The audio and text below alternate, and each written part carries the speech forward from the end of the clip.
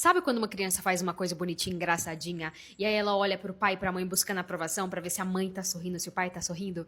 Pois é, você tá fazendo isso. Só que agora você já tem mais de 20 anos. E aí depois dos 20, ficar correndo atrás dessa aprovação dos pais pra ver se eles gostaram, se eles aprovaram, se eles estão sempre muito orgulhosinhos de você, aí fica feio.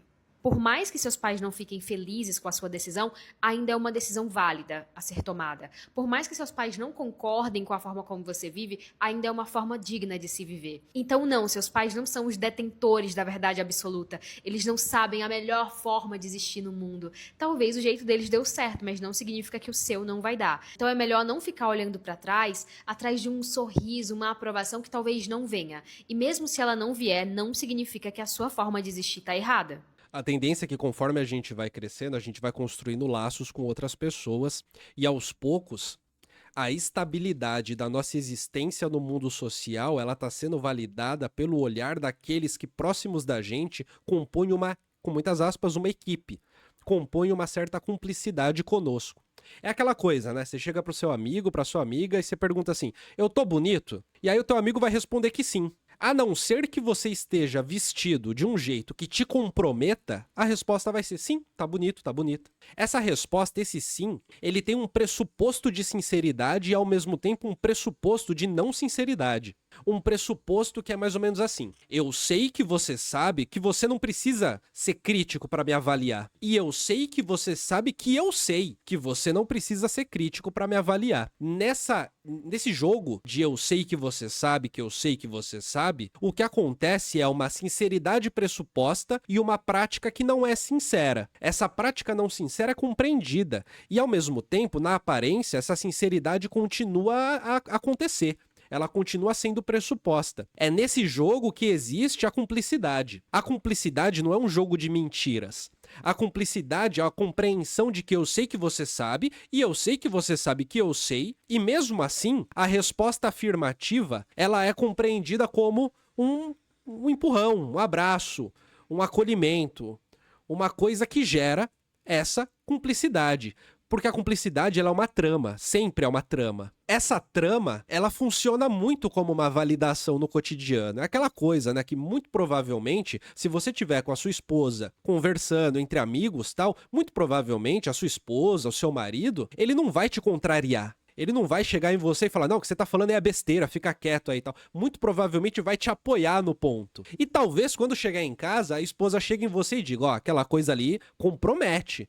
Aquilo que você falou ali compromete, aquilo é uma groselha, né?" Teu marido chega pra você e fala: "Ó, melhor repensar aquela coisa em casa, no particular, sozinhos, né?" Porque a cumplicidade ela se mantém ali no ao vivo, ela se mantém publicamente. Publicamente eu tô no seu lado pra sempre. Publicamente, pra mim, você é sujeito. Você nunca será objeto. Essa cumplicidade que atua num jogo de pressuposto da sinceridade e de entendimento de que a sinceridade é desnecessária, ela funciona muito bem como uma trama para manter uma cumplicidade necessária para uma vida minimamente segura de um jeito existencial. Minimamente existencialmente segura. Talvez um drama de quem tá saindo da adolescência, entrando na idade adulta, e talvez um drama de muita gente que já tá no miolo da idade adulta, seja a compreensão de que se pá, depois de um dado momento, esse tipo de cumplicidade já não pode ser mais esperada dos pais ou de figuras de autoridade, e talvez o grande ponto seja encontrar ela em figuras horizontais, em que a autoridade não tem funcionamento, que não funciona pela autoridade, de tal maneira que essa cumplicidade ela é construída sob uma trama de colegas, de iguais, e não mais sob uma trama que seria de uma autoridade, de alguém que está acima e que te valida de uma maneira autoritária, justamente porque, sob o exercício do poder da autoridade, há a segurança da própria existência. Esse talvez seja aquele momento em que a segurança da própria existência já não deve mais ser relacionado com alguém maior que diz você pode existir, mas justamente com aqueles que têm o mesmo tamanho e que, ao dizerem que você pode existir, eles também existem. E também exigem de você a mesma coisa, o mesmo enunciado.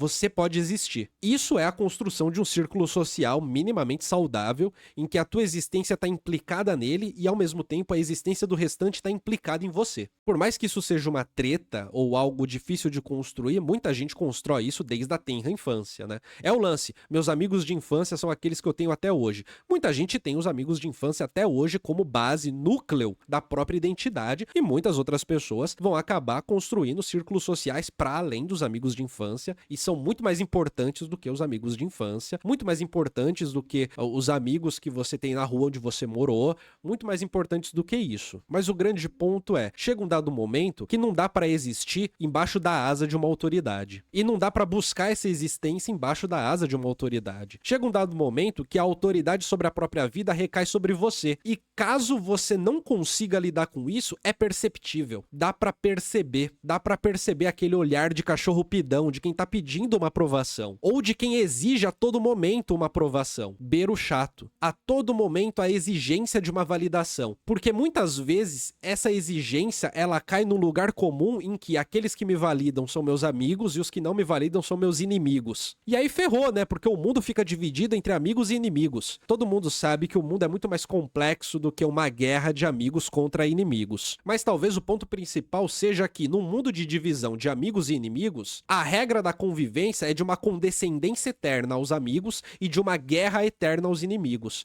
Isso faz a gente perder uma coisa que eu acho que é muito interessante e gostosa de se perceber, muito gostosa de se perceber, que é a convivência com aquele que não é nem teu amigo nem teu inimigo, que é simplesmente um outro que existe. Simplesmente isso. Um outro que você lida na convivência com a simpatia do cotidiano, com a educação do cotidiano.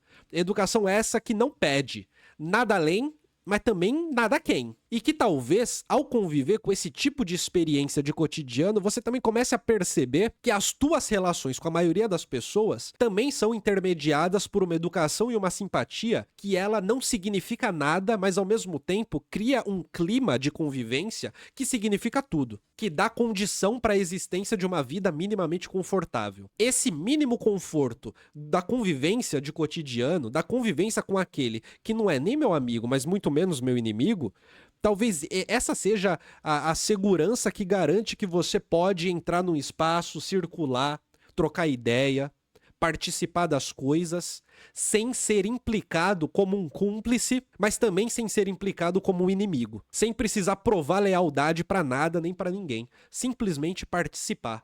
Seja de um bar, seja de uma roda de conversa, seja de um clube de leitura, seja de um coletivo, seja de um rachão no fim de semana, seja lá do que for, tudo bem?